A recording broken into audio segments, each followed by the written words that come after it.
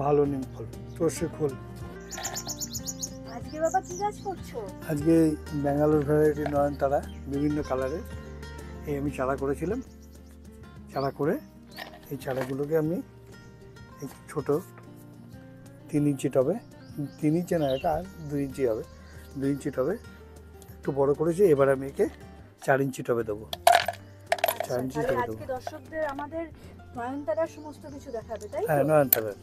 আচ্ছা, তাহলে নয়নতারা ফুলটা ছোট হলেও দেখতেও সুন্দর লাগে এবং এটা প্রচুর গরমে সারা বছরই ফুল দেয়।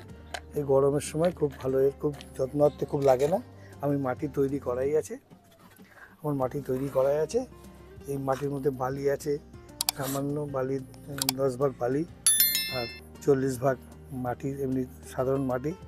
আর আছে সর্ষের খোল সামান্য, একটু মানে নিম খোল আছে, যাতে গাছে কোনো ছত্রাক না ধরে, পোকামাকড় না ইয়ে হয়। তুমি টবের মধ্যে এইগুলো কেন দিলে? পাথরগুলো খোলামকুচি দিতে হয়, কারণ নিচে অনেক ছিদ্র আছে। এই ছিদ্র আছে, ছিদ্র দিয়ে মাটিটা তাহলে বেরিয়ে যাবে। আর এটা দেওয়ার কারণ হচ্ছে জল যাতে বেরিয়ে যায়। জল জমে থাকলে গাছ যে কোনো গাছই নষ্ট হয়ে যাবে। অতএব মাটিটা একটু ভেজা ভেজাও থাকবে, জল পরিমাণ মতো দিতে হয়। আর যদি কম বেশি হয়ে যায় গাছ নষ্ট হয়ে যেতে পারে, যার জন্য এটি যাতে বেরিয়ে যায় তার জন্য এই পাথরটা দেওয়া রইল। এরপরে এর মধ্যে বালি মিশ্রিত মাটি, সব মিশ্রিত মাটি তৈরি করা আছে আমার। এবার আমি একে চেপে চেপে চেপে দিলাম, আর একটু দেবো। এবার আমাকে এই থেকে এটা বার করতে হবে। একটু ভেজা ভেজা আছে, শুকনো হলে ভালো হতো। এইভাবে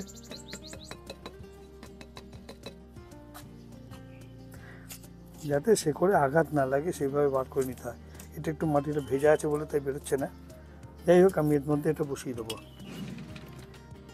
হয়ে যাবে। তাও এটা শুদ্ধই বসাতে হবে, ব্যাস এবার হয়ে গেল। এবার একটু মাটি দেবো, মাটি দিয়ে জল দেবো, ব্যাস। এ আর মরবে না, বরঞ্চ বীজ যখন ফুল হবে, ফুল থেকে বীজ হয়ে অজস্র হয়ে যাবে চারা। এ মরে না, এই গাছ মরবে না। এই হলো আমার নয়নতারাটা। কি কালারের হবে? কালার এখন বলতে পারবো না, মিক্সিং হয়ে গেছে সব, বীজ সব মিশে গেছে বিভিন্ন কালারের।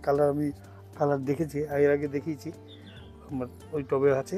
এবার একটু জল দিয়ে দিলাম। এবারে এখানে 4-5 রকম কালার রয়েছে, সাদা আছে, ওপাশে বিভিন্ন কালার আছে। এই কালারটা তো সচরাচর দেখা যায়, এই কালারগুলো কিন্তু দেখা যায় না। এগুলো তো ব্যাঙ্গালোর ভ্যারাইটি, এগুলো মরণ নেই, প্রচুর গাছ হয়েছে। এই গাছ দেখো, এই গাছ। হ্যাঁ, এবার তুলে তুলে এগুলোকে বসানো যায়, দেখতে ভালো লাগে, সুন্দর লাগে। আর এটা সারা বছরই ফুল দেয়, কিন্তু একে বৃষ্টিতে বেশি এটা হতে যায় না। বৃষ্টিতে এই গাছটা একটু শুকি। যদি দেশি নয়নতারা হয় সেগুলো বেঁচে যায়, কিন্তু এগুলো তো ব্যাঙ্গালোর ভ্যারাইটি, এগুলো শুকি গাছ একটু। এবারে আমি একে ঢেকে দেবো, যাতে ডাইরেক্ট রোদ 2 দিন না লাগে। আবার বিকেলের দিকে খুলে দেবো। হ্যাঁ, এই 2 দিন ভাবে, এইগুলো 2 দিন আগে করা ছিল আমার, এই 2 দিন আগে করা ছিল, এগুলো বেঁচে গেছে। এইটাকে করতে হবে, এগুলো